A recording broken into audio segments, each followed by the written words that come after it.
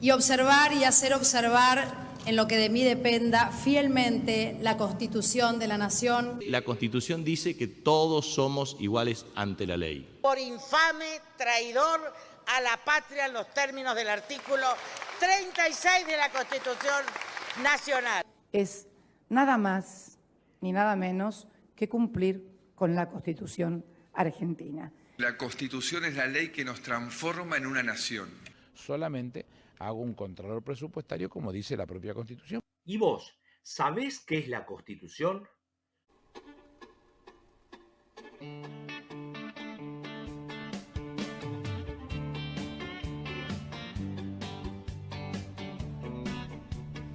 Buenas tardes a todos. Como todos los lunes a las 5 de la tarde vamos a estar analizando todos y cada uno de los artículos de esta Constitución. Mira, hoy te pido especialmente atención, porque hoy vamos a tratar dos temazos y dos artículos de los más importantes. No es que haya algunos artículos que tengan más dimensión que otros, pero sin ninguna duda el artículo 13 y 14 de nuestra Constitución es, junto con el 19 y el 14 bis, de los más importantes de nuestra Constitución. Recordá que nuestras vías de comunicación son por la página web Radio Municipal de Florencio Varela, por Facebook Radio Municipal Florencio Varela, Instagram, Twitter, o hacer la pregunta que creas conveniente al WhatsApp 11 68 98 75 92. Estamos con la Constitución. Toma mate, nos tomamos un mate con la Constitución. Acompáñanos. Deben observar en es la ley fundamental. Todas las personas deben respetar todos. Entonces, como te decía, el 13 y el 14 son dos artículos recontra importantes. Una pregunta es, ¿se podrán formar nuevas provincias en la República Argentina? ¿Cómo se conformaron las provincias en la República Argentina? Y esto te lo dice el artículo número 13. Dice el número 13, podrán admitirse nuevas provincias en la nación, pero no para elegirse una provincia en territorio de otra u otras, ni de varias formarse una sola, sin el consentimiento de la legislatura de las provincias interesadas y del Congreso. Bueno, te voy a contar. Habíamos hablado ya que la Constitución de Madre es del año 1853/60. Para aquellos años no había 23 provincias más la capital federal como hay ahora, eran solamente 13 provincias. Entonces los convencionales constituyentes lo que estaban haciendo es prever qué, cómo se iba a conformar la nación. Es decir, iban a estar pensando que esos territorios nacionales que dependían del gobierno federal ahora iban a convertirse en provincias. Entonces, para el año 1853 había nada más que 13 provincias. A lo largo del tiempo se fueron conformando nuevas. Por ejemplo, en el año 1951 fueron las otras provincias que se fueron conformando, que es la provincia, en tiempos de Perón, de Presidente Perón, y la provincia Eva Perón. Vos dirás, ¿cómo es una provincia Perón y Eva Perón? Sí. En el año 1951, el gobierno decidió que una provincia, ahora llamada Chaco, se llamara Presidente Perón. Y Eva Perón, se llamó la provincia de La Pampa. Con lo cual, en el año 1951, se conformaron estas dos nuevas provincias.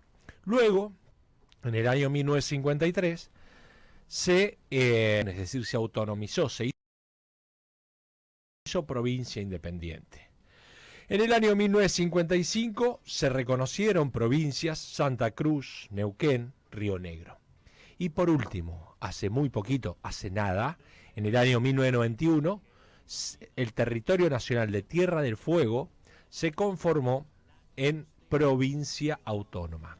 De esa manera, toda la saga de todas las provincias quedaron ya, no queda territorio nacional, sino cada una de ellas se conforma una provincia. Te vuelvo a leer el artículo 13. Dice, podrán admitirse nuevas provincias en la nación, pensando en que estos territorios nacionales se iban a conformar en provincias recientes, pero no podrá erigirse una en el territorio de otras, ni de varias formarse una sola, sin el consentimiento de las legislaturas de provincia interesadas y del Congreso.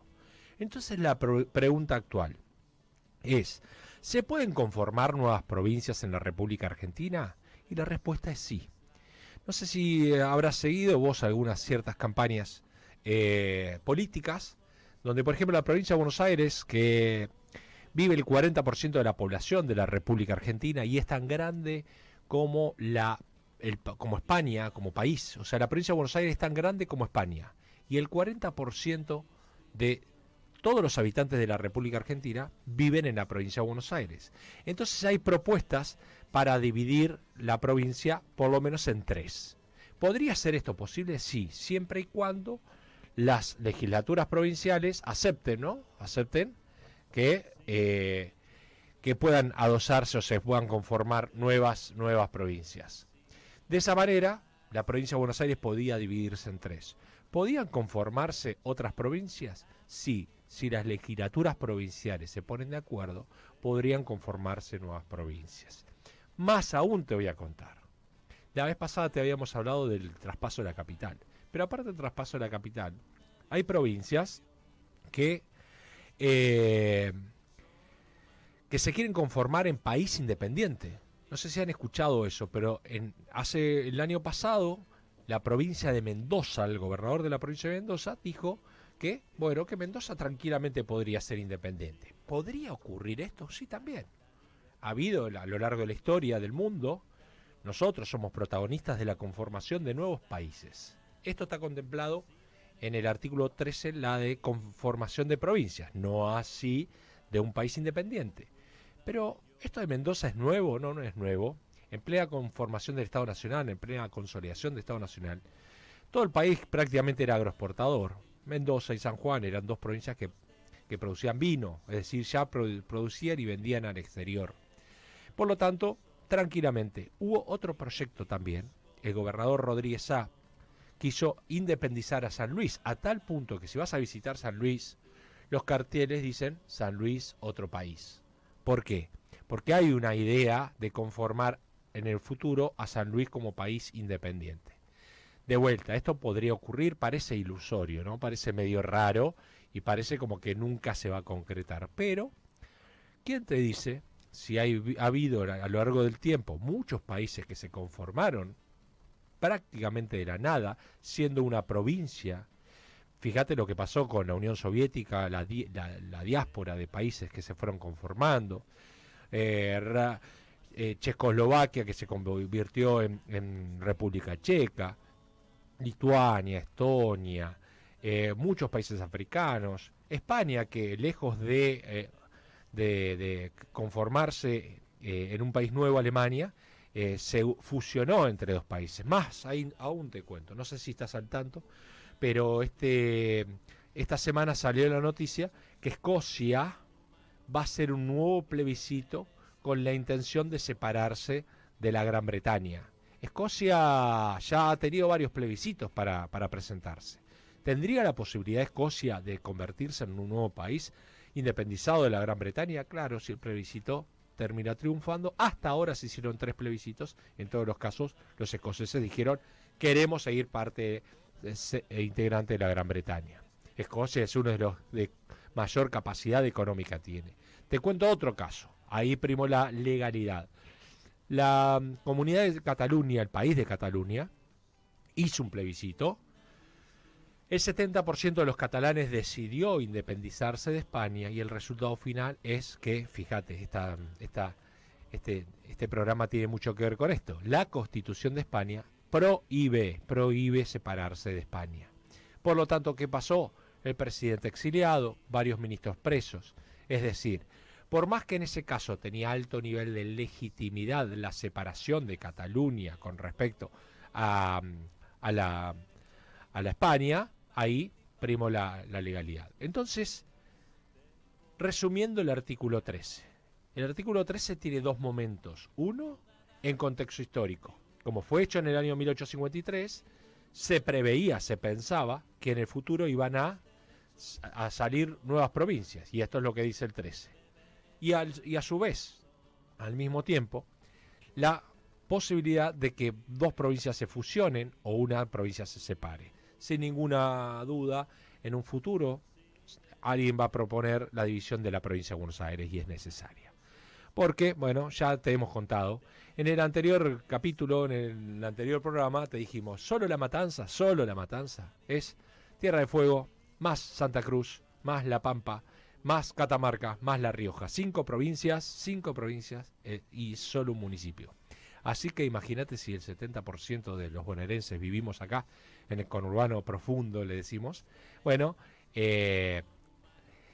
tenemos la necesidad de dividir a esta provincia en 2 o 3. Así que estamos ahí con el artículo 13, vamos a un tema musical y vamos con un artículo que es recontra importante. Para algunos es el artículo más importante de toda la Constitución y si vos estudiás, seguramente te van a hacer un trabajo práctico sobre este artículo que es el artículo 14. Vamos a escuchar a Iorio. Y aprendamos juntos en la Constitución Toma Mate. Y observar y hacer observar en lo que de mí dependa fielmente la Constitución de la Nación. La Constitución dice que todos somos iguales ante la ley. Por infame, traidor a la patria en los términos del artículo 36 de la Constitución Nacional. Es nada más ni nada menos que cumplir con la Constitución argentina. La Constitución es la ley que nos transforma en una nación.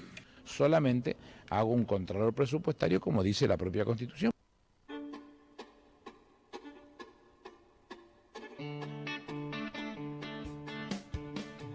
Bien, seguimos al aire y vos sabés que el tema musical que acabas de escuchar se llama Indio Hereje, de Ricardo Iorio y Flavio, y tiene que ver con este programa. Indio Hereje es una interpretación del derecho, ni más ni menos, porque justamente este aborigen fue juzgado por el juez por haber enterrado a una virgen. Lo que hizo el aborigen es enterrar a una virgen en el suelo. Entonces eso fue interpretado por el juez como una herejía. Estaba enterrando nada más y nada menos a la virgen, es decir, la estaba degradando. Sin embargo, para él, en realidad le estaba haciendo una ofrenda a la tierra, a la Pachamama, para que haya más cultivo. Entonces una misma acción puede ser interpretada por actores distintos, por un juez o por las normas, son siempre interpretables, ¿no? Y esto viene a colación con el artículo número 14. El artículo 14 es de los más importantes, para algunos es el más importante. A otros les gusta más el 14 bis o a otros les gusta el 19, pero el artículo 14 es el artículo liberal por excelencia. Yo te había contado que la Constitución forma parte de un escrito previo de Alberdi, de José Bautista Alberdi, que hizo bases y puntos de partida para el régimen político argentino. Alberdi era liberal, es decir, que esta Constitución está muy impregnada por el liberalismo y el artículo 14, sin ninguna duda, tiene que ver con todos esos derechos civiles que implica la libertad que tenemos nosotros como individuos. Y te lo voy a leer por partes, porque cada párrafo tiene una intensidad particular. Dice el artículo 14, todos los habitantes de la nación, cuando habla de habitantes recordá el preámbulo que dice todos los hombres del mundo que quieran habitar el suelo argentino, quiere decir que todos tenemos los mismos derechos. Dice el 14, todos los habitantes de la nación gozan de los siguientes derechos conforme a las leyes que reglamenten su ejercicio, a saber, de trabajar y ejercer toda industria lícita. Bien, hablamos en el artículo 1 que somos una república, por lo tanto, si vos no tenés derecho laboral, vos podés reclamar tu derecho a trabajar, porque la dice la Constitución. Podés ir al juez y decir yo no tengo trabajo, por lo tanto, ¿tiene la obligación el Estado de darme trabajo? No. En este caso, podés ir a reclamar al Poder Legislativo o al Ejecutivo que aplique políticas públicas que te den trabajo. Porque el trabajo en la República Argentina es un derecho. Por supuesto que no es una obligación, pero es un derecho. Y por supuesto que también las leyes laborales están legisladas particularmente.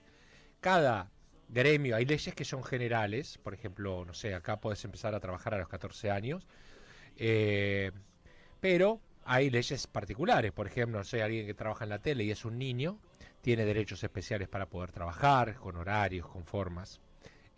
O al revés, aquellos que tienen trabajos insalubres tienen regímenes especiales. Entonces, no es lo mismo el derecho laboral que tiene, no sé, un trabajador en una metalúrgica que alguien que trabaja en un peaje o trabaja en una mina de carbón o trabaja en subte, porque tiene menos horas, porque está trabajando en situaciones insalubres.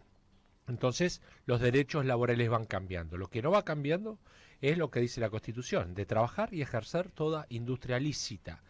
Si vos mirás el programa anterior, nosotros vimos artículo 10, 11, 12, que hablaba justamente de la circulación, de que vos podés comprar, vender y podés fabricar, que no te tienen que cobrar aduanas internas. Bueno, esto lo fortalece el artículo 14, diciendo que vos podés ejercer cualquier industria lícita, ¿no? Entonces, primer artículo señalado en el artículo 12, primeros derechos, es el derecho a trabajar y ejercer toda industria lícita. Navegar y comerciar.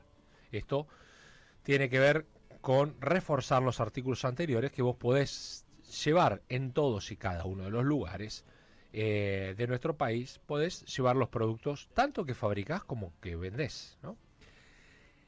Acá, artículo 14 dice que entre los derechos que tenemos es de peticionar a las autoridades.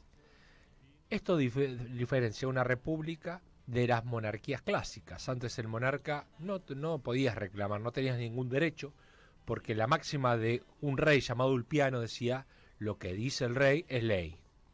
Y Luis XIV decía: el Estado soy yo. Y listo, se acabó la discusión. En la república no. Te dice el 14 que tenés derecho a reclamar. Entonces, cualquier protesta que veas, siempre nos quejamos de la protesta, hay mucha gente que no le gustan las protestas, pero la protesta es constitutiva de una democracia. Una democracia no funciona si no hay protestas. De hecho, hay una vieja frase que dice que los ciudadanos de Estados Unidos le tienen mucho miedo a sus gobiernos. Los gobiernos franceses le tienen mucho miedo a su pueblo. Por eso, en Francia hay muchos más derechos que en Estados Unidos, porque los franceses reclaman y reclaman muchísimo por sus derechos. Bueno, hay un profesor de la Universidad de Buenos Aires que escribió su tesis de doctoral que se llama así: el derecho a protestar es el primer derecho. Porque en una democracia todos nosotros tenemos derecho al reclamo. Al mismo tiempo, fíjate vos cómo esta subjetividad de derechos, ¿no? Porque dice el mismo 14 que tenemos derecho a peticionar a las autoridades, pero al mismo tiempo tenemos derecho a permanecer, transitar. Es decir, fíjate acá, esta colisión de derechos se llama, esta disputa de derechos. Por un lado tenés derecho a reclamar, pero también tenés derecho a transitar. ¿Qué derecho prevalece cuando alguien corta una ruta o corta una calle? El otro, digamos, el que se pone en la posición de manifestar o el que está a favor de los manifestantes, dice, el artículo 14 queda bien claro, deja bien claro, que todos nosotros tenemos derecho a manifestar. Así lo dice la Constitución. Y el otro dice, pero también el mismo artículo 14 dice que tenemos derecho a manifestar. ¿Qué derecho prevalece? No te lo puedo decir. Porque de acuerdo al juez, hay algunos jueces que dicen hay que dejar libre tránsito y tienen que salir de la ruta o tienen que salir de la calle. Porque tienen derecho a manifestar, pero no tienen derecho a cortarle la libertad al otro que va a trabajar. Otros que dicen, y bueno, pero ¿qué querés que haga? Si cuando uno manifiesta, tiene que molestar a alguien, si no, no los escuchan. ¿Qué vas a armar? ¿Un protestódromo en medio de un río y sacás turno? Entonces uno va a protestar el lunes a las 10 de la mañana, el otro a las 11, el otro a las 12.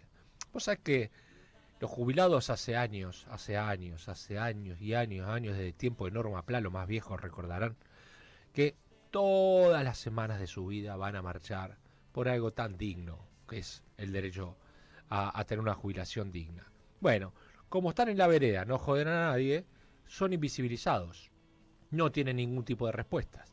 Entonces, ¿qué hacen otros tomando este punto? Bueno, empiezan a reclamar visibilizando esas luchas. para formar parte de la agenda pública. Entonces, el 14 te dice, al mismo tiempo que tenés derecho a circular, y también te dice que tenés derecho a manifestar. Vamos cerrando. Dice, entonces, de entrar, permanecer, transitar y salir del territorio argentino. Es otro de los derechos liberales clásicos. Nosotros tenemos todo el derecho a salir todas las veces que querramos, a entrar todas las veces que queramos a nuestro país, obviamente si no cometiste ninguna ilegalidad.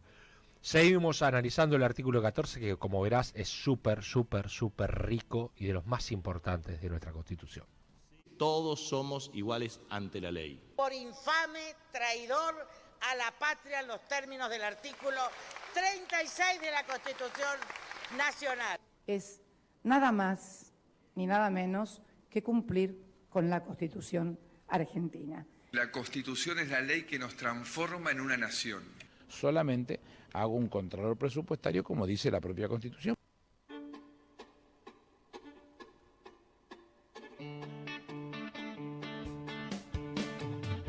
Bien, recién te contaba que a veces la Constitución tiene en su interpretación colisión de derechos o conflictos entre derechos, como esto del derecho a transitar y el derecho a circular, ¿no? Ahora, como te dije, el artículo 14 es recontra jugoso, recontra hermoso también. Dice que tenemos derecho a, escuchar bien lo que dice la Constitución, publicar sus ideas por la prensa sin censura previa. Sin censura previa. ¿Qué quiere decir? ¿Que yo puedo publicar lo que se me ocurra? Sí.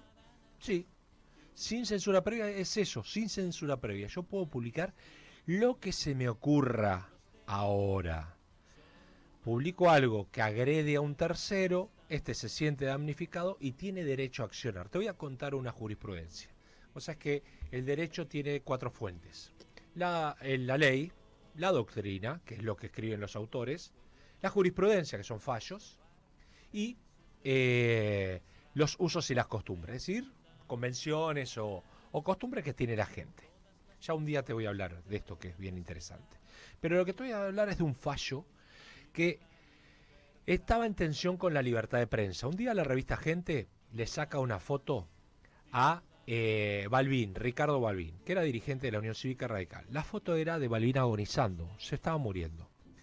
Esa foto la sacó un paparazzi, muy conocido, era un periodista que hoy es muy conocido, está en un canal de televisión. Lo publica en la prensa. Entonces la familia se ve afectada por eso, por haber publicado la foto de Balbín agonizando. ¿Qué dice la revista Gente? Miren, acá el artículo 14 dice publicar sus ideas en la prensa sin censura previa. ¿Qué le dice la justicia? Nosotros no estamos censurando previamente, pero hay un tercero que está afectado.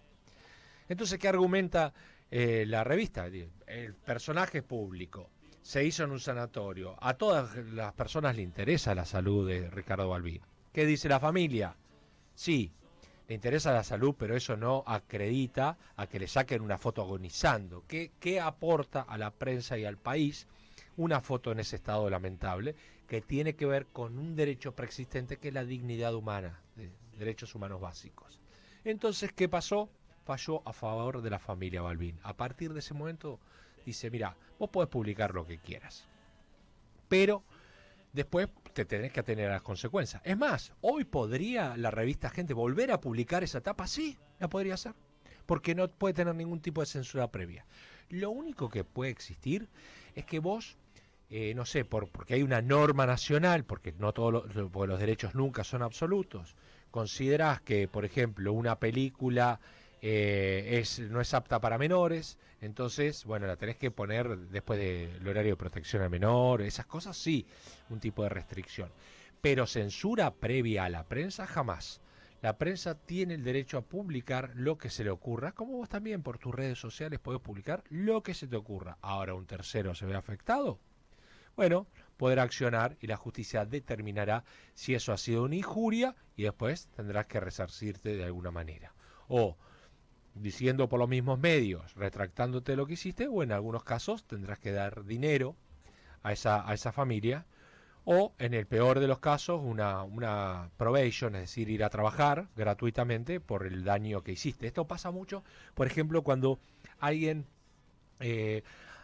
realiza juicios de discriminación contra un judío, contra un negro, contra un pobre, contra, no sé, contra algún tipo de algún tipo de discriminación.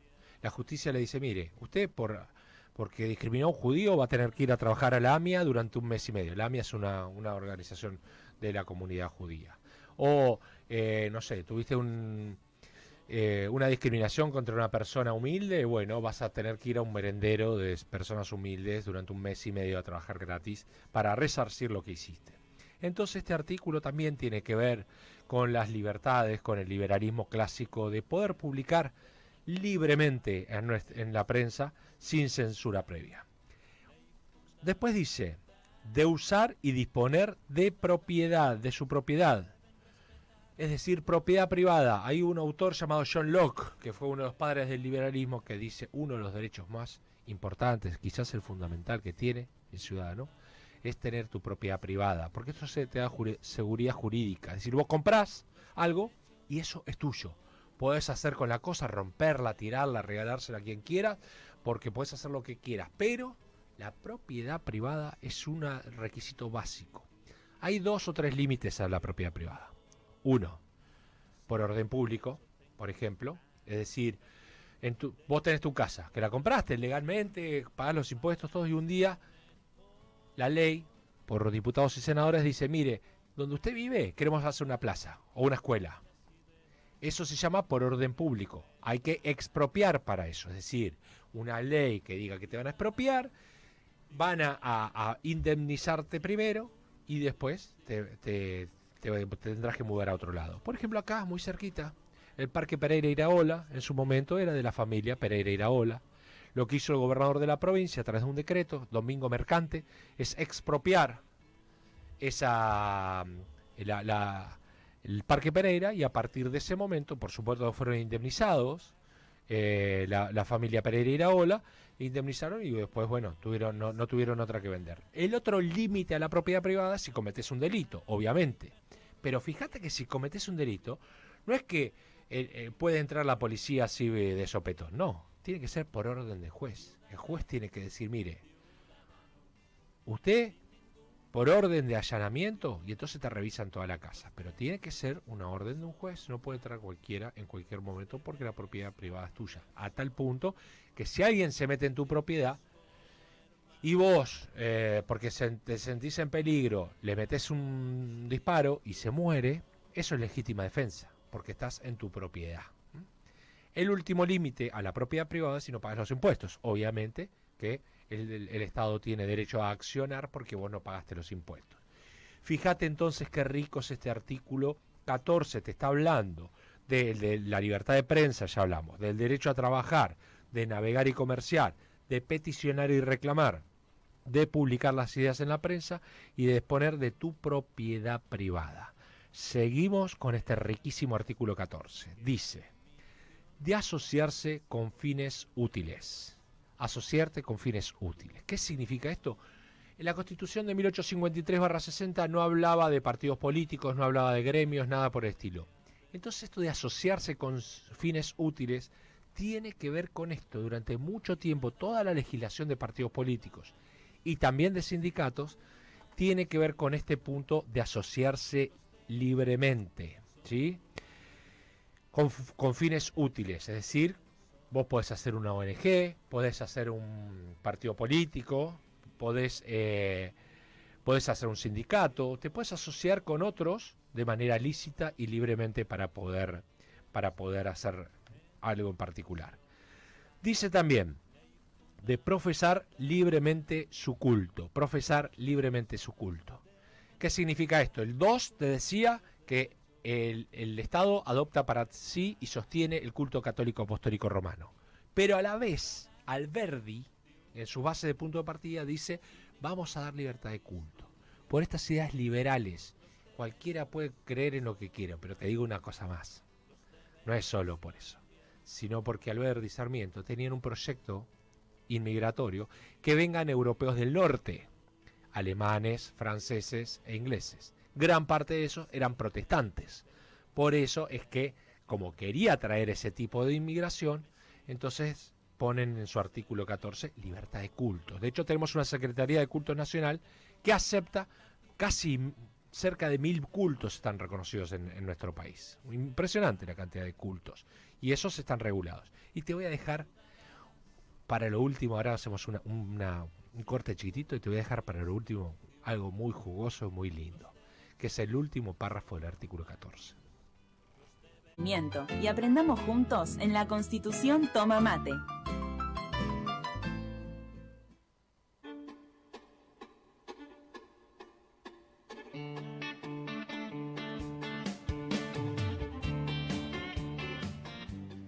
Buenísimo, buenísimo. Te dije que te quedes en el programa porque este artículo 14 se las traía. Es uno de los artículos más importantes de nuestra Constitución. Habla del derecho a trabajar, el derecho a ejercer la industria lícita, de entrar al país, de salir del país, de la propiedad privada. Te habla de publicar las ideas a la prensa sin censura previa, de peticionar. Es decir, los derechos liberales básicos de los derechos políticos y civiles están encolumnados acá. Y para terminar el párrafo del artículo 14 te voy a contar algo muy lindo. Dice que todos nosotros tenemos derecho de profesar libremente su culto, de enseñar y aprender. No sé si alguna vez te conté por acá, pero yo doy clase en la cárcel de Devoto. Allí, digamos, los que están privados de la libertad tienen tanto derecho a estudiar como vos, que estás en libertad y que nunca cometiste ningún delito, porque el derecho a educación es un derecho humano básico. Todas las personas, independientemente de su condición social, de su característica, tienen derecho a educar. En nuestro país, la educación arranca ya por lo menos estatal. En la ley 1420, en el año 1884, se hizo la ley de educación. Primero las escuelas sarmientinas con el Congreso Pedagógico. Cuando se hizo el primer censo poblacional en el año 1869, había un 78% de analfabetos en el país. 78%. A partir de ahí, Sarmiento hizo 1.600 escuelas a lo largo y a lo ancho del país y se aprobó la ley 1420, que es la educación pública, libre, laica, gratuita, y es para todos y obligatoria, ¿sí? Entonces, durante mucho tiempo la educación ha sido no solo un derecho, sino una obligación. Y hace algunos años no solo es obligatoria la educación primaria, sino también la educación preescolar y la educación secundaria. Sabemos que lamentablemente esta obligación no se cumple del todo. El 50% de nuestros vecinos no termina en tiempo y forma la secundaria. Y para terminar te voy a contar el derecho a enseñar y de aprender. Una cosa es el derecho a enseñar, a aprender. Nosotros todos tenemos derecho en la educación. Ahora el de enseñar, sí, el de enseñar todos tenemos el mismo derecho. Hay un principio de la abogacía que es el derecho a igualdad, porque aparte lo prolifera la Constitución, todos somos iguales ante la ley. Te voy a contar un caso. Así como te conté el caso Balbín, te voy a contar el fallo Arenzón, Gabriel Arenzón. Resulta que era un muchacho de 18 años, Gabriel Arenzón, que se anota como profe de matemática y profe de astronomía en el Joaquín B. González, en la capital federal. Va a ser en aquel entonces se tenía que ser un socio ocupacional, como ir a trabajar, un apto físico. Resulta que había una ley en la capital federal que decía que los docentes hombres tenían que medir como mínimo 1,60 m. Arenzón medía 1,47 m. Por lo tanto le dice Joaquín B. González, mire, usted no cumple con el requisito básico, que es que tiene que tener 1,60 m para poder dar clase. Él sintió que esa situación era injusta y apela al artículo 14, dice, todos tenemos derecho de enseñar y aprender.